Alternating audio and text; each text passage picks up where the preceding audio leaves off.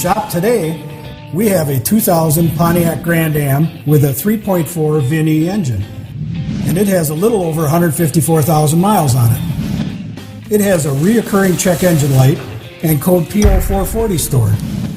Code PO440 means during a system evaporative or evap leak test, the system was unable to attain the proper vacuum level. The purpose of the evap system is to allow fuel vapor to flow from the fuel tank and canister to the engine, and not to the atmosphere. The owner of the vehicle has replaced the fuel cap twice, and the code returns after a couple trips. We started with a visual inspection of the system. We didn't find any problems. We also checked the fuel tank pressure sensor voltage with the scan tool. With the fuel cap off, we read 1.47 volts, which is well within the specs of 1.3 to 1.7 volts. It appears there's a leak somewhere in the system. Let's go check it out. The best way we found to find a leak in the evap system is to use a smoke machine with the UV dye mixed in the oil. Our choice for this job is the Smoke-Wizard. We first closed the vent solenoid with the scan tool and ran the smoke into the test port. As you can see by the leak detection ball, it indicates there were no leaks. We then tested the purge and vent solenoids to make sure they were not intermittently sticking. We did this by activating and deactivating them at the same time. We were shooting smoke into them. You can activate the solenoids with the scan tool, 9-volt battery, or with a power probe. The purge valve is normally closed, and once it's activated, it should leak smoke, like this. On the other hand, the vent solenoid is normally open. It should leak smoke until it is activated. We found both solenoids to be working as they should. So now what? The computer says there is a low testing vacuum problem. We checked the pressure sensor, and the system seems to be tight and the solenoid's functioning correctly. We did notice one thing. While we were smoking the system, we wanted to make sure the smoke was getting through.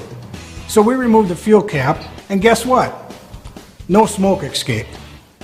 Well, we dug a little deeper, and here's what we found. The fuel tank on this system incorporates a fuel limiter vent valve. This unidirectional valve is used to ventilate the tank while filling, and it also prevents excessive leakage should a vehicle rollover occur. When we pulled the hose from the filler neck to the tank, no smoke escaped from either end. We then shot the smoke into the tank directly from the filler neck hose. No leaks were found in the tank. This system also has a spitback valve in the filler neck. This prevents kickback during refueling. We decided to pinch the hose off from the filler neck and feed the smoke from the cap area using this handy adapter. Look at the position of the leak detection ball now. We definitely have a leak associated with this filler neck. Using a laser, it's obvious we have a leak around the cap area.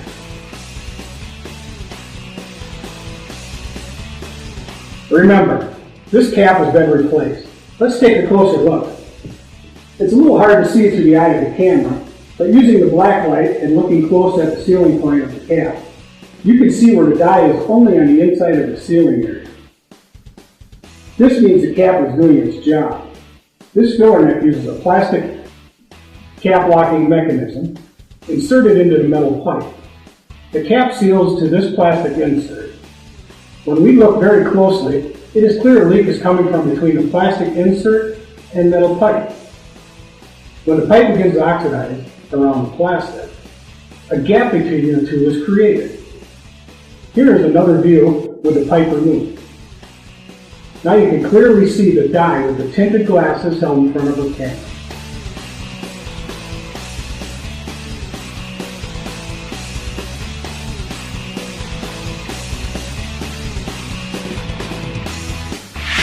The filler neck was replaced and the codes were cleared.